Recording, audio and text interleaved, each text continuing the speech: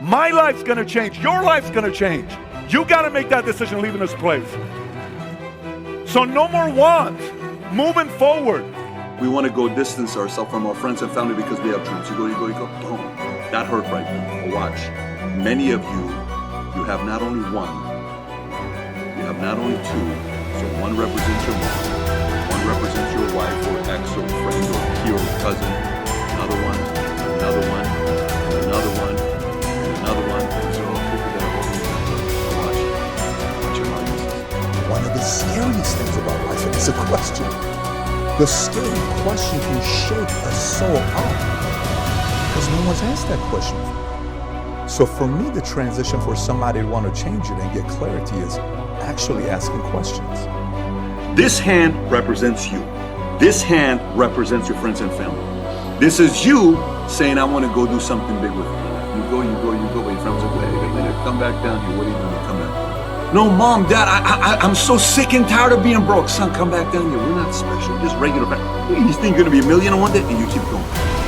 Eventually, when you try to go, the tension gets hard. It's so difficult to break away because if you do, it's going to snap. So this is you and I. We want to go distance ourselves from our friends and family because we have dreams. You go, boom. That hurt right there. But watch. Many of you, you have not only one, you have not only two. So one represents your mom, one represents your wife or ex or friend or peer or cousin, another one, and another one, and another one, and another one. These are all people that are holding you back. Now watch how hard this is. I want to go. You can't, right? It's a very strong power that they have on you when they hold you back. But if one by one, you show that you want to go out there and win big, eventually they're going to realize how serious you are. Here's the difference between will and want. Go to you. How many adults use the following sentence? I want to have a big house. No one cares. I want to be rich so I can retire my parents. Weak word. I want to be pampered for the rest of my life. No one cares. I want a nice car. Who cares? I want to have a house in the corner lot. Want has zero weight behind it. Starts with the same letter, same amount of words, 4 letters, same amount of letters, 4. One has power, the other has no power.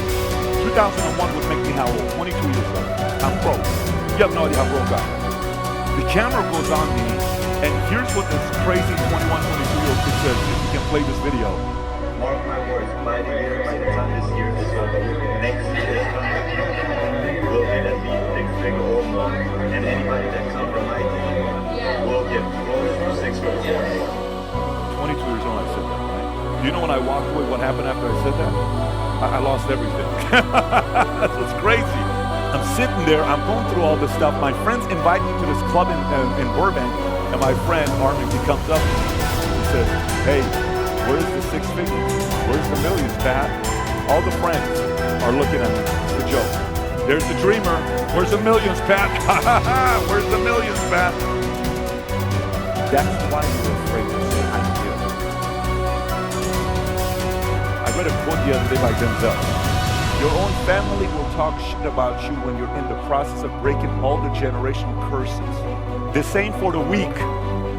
This ain't for the weak.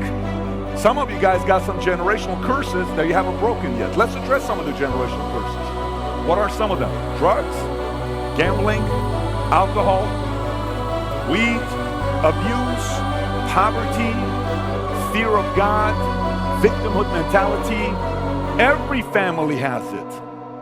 But eventually somebody has to change it. So for you, this whole word about will and want, what word are you using? Were you afraid to do the video? Why are you afraid of the video?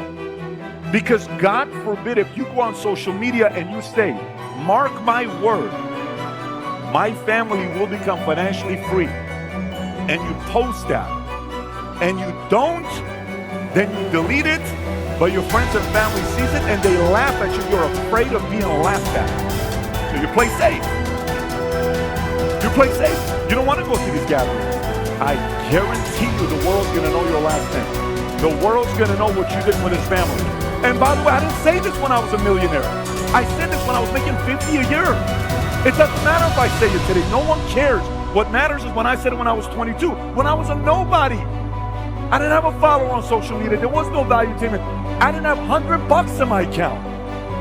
Nothing at that time. Going back to you. Last night I told you, George put this entire meeting together for who? You. And only you. Yes, say it again. George put this meeting together for me. This is my meeting. My life's gonna change. Your life's gonna change. You gotta make that decision leaving this place.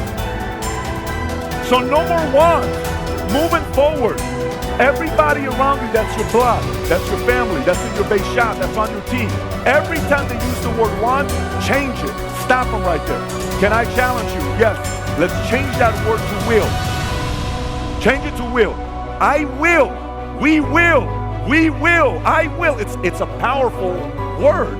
In life, I've lost many times. Let me tell you, many times. I've had girlfriends break up with me. I've had companies tell me they don't want to do business with me. I've had an employee tell me they don't want to be with me. I've had salespeople that have quit on me.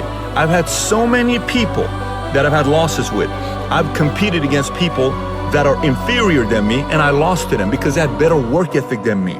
And I thought because I had some talent at the time I was going to beat them. No way in the world. That guy worked harder than me. And I've also competed against guys that were superior than me, and I worked my butt off, and I still lost. I still lost with the guy that was ahead of me. What happened there? I worked my ass off and I still lost. Yes, that also happens. It's called a loss. It hurts. It's embarrassing. You come home. Your wife or your girlfriend wants to make you feel good, but you know you lost. And it doesn't feel good. Your peers are looking at you. Competitors are looking at you. The smirk that competitors going to have when they give you a high five, where they shake their hand to kind of say good luck to you next time. You know that look still says that I beat you. That hurts. A girl breaks up with you. That hurts. But here's the kicker. Here's the kicker. In that moment, you will have a temptation. It's the biggest temptation in life. It's the most dangerous temptation in life. It's the most powerful temptation in life. Let me tell you what it is. In that moment, you will have the choice of either blaming something on the outside or taking full responsibility. That temptation is so subtle, no one knows it. No one knows it. I have led thousands of salespeople that I've worked with, and I've seen some of them keep growing. One guy went from 30 grand a year to 50 grand a year to 100 grand a year to 200, 300, 400, 500, 600, 700, $1 million a year income. Well, they had a lot of drama. Fast, in 3 years. What happened to them? They never blamed. They always took responsibility. They never blamed. And I've had people that are 10 times more talented. Every 6 months, they have some kind of a subtle stop. You know why? Because they blame the different circumstances. Well, because of this, because it's this person's fault, that person's fault, this person's fault. Look, in life, it's going to be very easy for you to blame everybody. Very easy for you to blame everybody. But one day you'll sit down and people will say, how come you didn't make it bigger in life? You were very talented. What happened there? You can make up any BS and sell them, because typically people who are good at blaming other people are great salespeople. You can blame everybody else, but there's one person that's going to know that you didn't take responsibility, and that's you. That's a tough one to live with. One of the scariest things about life is a question. The scary question can shake a soul up because no one's asked that question for you. So for me, the transition for somebody to want to change it and get clarity is actually asking questions. If you don't ask the questions of what you want to do next, the world is going to put you in the box on what you have to do next, because they're determining who you need to be. And you are rising up to their expectations because you're not asking the questions yourself. So clarity to me stems from you being able to sit down and ask those tough questions that piss you off, that irritate you, that make you emotional, that you cry over, that you reflect, that makes you want to do research, that makes you follow up, that makes you sit down and say, I don't really know. I've never thought about this before. And that will. So clarity is stemmed based on, like the way you answered the question to me, Tom, it was amazing. So do you have any kids? No, we made a decision a long time ago, we didn't want to have kids. The way you said it was like very nonchalant. Really, it was so like, yeah, that's what we did. Then I said, so tell me how you processed it. It's very obvious that was a very comfortable, certain decision with a lot of time. Very few people do. And then you got clarity, and clarity gives confidence. So somebody looks at your eyes, and you give the answer. There is no, looking away or uncomfortable or anything. This is who you are. This is who this is. And that clarity takes more time decisions you can have together. I don't think you have to do that together. Success secret number 6. Develop a workaholic mentality. All All self-made millionaires work hard, hard, hard. They start earlier, they work harder, and they stay later. They develop a reputation for being amongst the hardest working people in their fields, and everybody knows it. Practice the 40-plus formula. This formula says that you work 40 hours per week for survival. Everything over 40 hours is for success. If you only work 40 hours, and the average work week today is closer to 35 hours, all you will ever do is survive. You'll never get ahead. You'll never be a big financial success. You'll never be highly respected and esteemed by your colleagues. You will always be mediocre if you just work the basic 40-hour week. But every hour over 40 is an investment in your future. In fact, you can tell where you're going to be in 5 years by looking at how many hours over 40 you put in every week. The average self-made millionaire in America today works 59 hours per week, and some of them work 70 and 80 hours per week. The average self-made millionaire in America works 6 days per week rather than 5, and works longer days as well. If you want to call a self-made millionaire, phone the office before normal working hours and after normal working hours. The self-made millionaire is usually there when the staff arrives and is still there working when they leave. And here's the key. Work all the time you work. When you work, don't waste time. When you get in early, put your head down and get started immediately. When people want to talk to you, you excuse yourself and say, I have to get back to work. Don't drop off your dry cleaning, phone your friends, socialize with your coworkers, or read the newspaper. Work all the time you work. Resolve today to develop a reputation for being the hardest working person in your company. This will bring you to the attention of people who can help you faster than almost anything else you can do. It's so easy to go and look at what other people do badly. But one of the leadership characteristics of vision that he showed me, and I'll never forget it, is look for the good in what other people are doing and apply it. It doesn't take a genius IQ or 20 years of experience to find the possibility in every situation. All it takes is the right attitude, and anybody can cultivate that. Dream one size bigger. One of the best ways to cultivate a possibility mindset is to prompt yourself to dream one size bigger than you normally do. Let's face it, most people dream too small.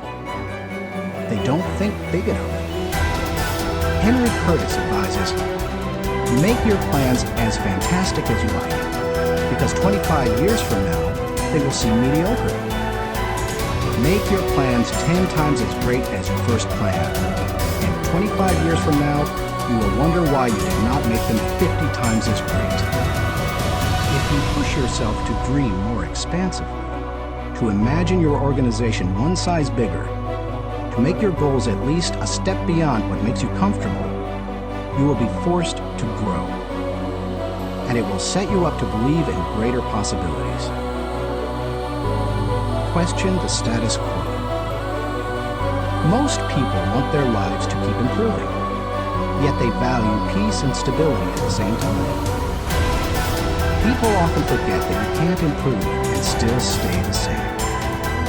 Growth means change. Change requires challenging the status quo. If you want greater possibilities, you can't settle for what you have now.